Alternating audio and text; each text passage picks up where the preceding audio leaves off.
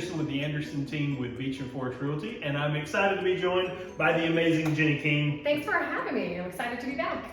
Thank you, thank you. So I want to talk about something, and this is to my realtor colleagues out there. This is to all of my buyers and all of my sellers and my clients and customers that I work with.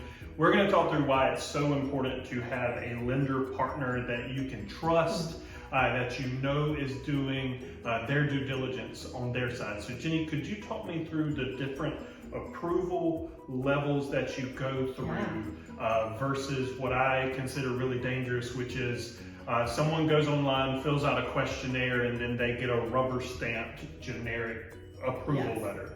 Yeah, great question. There are three varied levels that you can get when you're looking at a loan approval, especially when it comes to mortgage financing. And you'll see, you look online, everybody's going to online models now. There are thousands of banks to choose from. Yep. However, having a local trusted partner is really important for two reasons. One is that we know the local area. Right. We understand the costs that are associated with various housing projects, condominium projects, all of those specific costs, insurance, those things that are here, and those liabilities and what they're really going to look like. Yep. The secondary piece is that we have a relationship with you in the sense that we can make sure that we're putting you in the best position to compete, to win the home that you love. And so those three levels really look like this. So step one is pre-qualification. Yep. And pre-qualification really means that you went online, you filled out an application, you put in your basic information, and you got a general thumbs up of, hey, based on everything that you've shown us, you look good. Yep. Like there's, no problem, you look great. Secondarily, you have a pre-approval. Okay. Now, a pre-approval is much stronger than a pre-qualification. And quite honestly, if somebody offers you a pre-qualification, I would ask them to upgrade it to a pre-approval or move on to another lender who's willing to give you one. And the difference is this. As a loan officer, I'm going to go in and verify income, verify assets, verify employment. And if there's anything that appears to look like a roadblock or something that would prevent us from closing on your home, we won't let you know that up front, so we can take care of whatever those things are. And a pre-qualification simply isn't going to do that. But that being said, in the day and age that we're in, post-2020, post-COVID, there's a lot of things that have changed.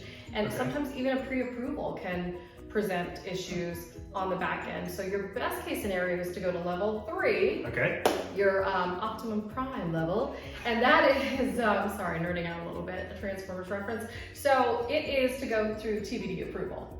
And TBD approval simply means that we are going to go ahead and present your file to our underwriting staff. So based on the program that we've discerned is the very best program for you, best terms, lowest cost of acquisition, all of those things, meet your goals, they're going to say, per the guidelines, thumbs up, you look great. Got it. Or they're going to say, nope, here's some things, some cautionary flags that we see, we need to take care of them. But the biggest thing that this does for you is it puts you in high level competition with those who are competing against you. And what I mean by that is we're already halfway through the process when we've underwritten you as a borrower. And when you go to present an offer, it means you get a conditional approval, which says we're already halfway through and your closing time could be a lot faster. So buyers, if you're out there shopping, it's less about getting a pre-qualification letter and it's more about getting a pre-approval letter. And if you really want to go the extra step, have the TBD approval. Absolutely. And then for sellers, that's what you want from a buyer, because you don't want to find out a week before closing that it is not going to pass the underwriting process. And the deal's off and it's contingent on financing and you're giving them their earnest money back. So it's way better at the very beginning to not have a pre-qualification letter, but a pre-approval letter, and even best, a TBD approval. Absolutely. Anything we can do to give you the competitive edge, we certainly want to do that. Jenny, I appreciate you so much. Thank you guys, everybody, for tuning in. Bye, guys. You can learn more about the Anderson team at LukeAndersonRealEstate.com.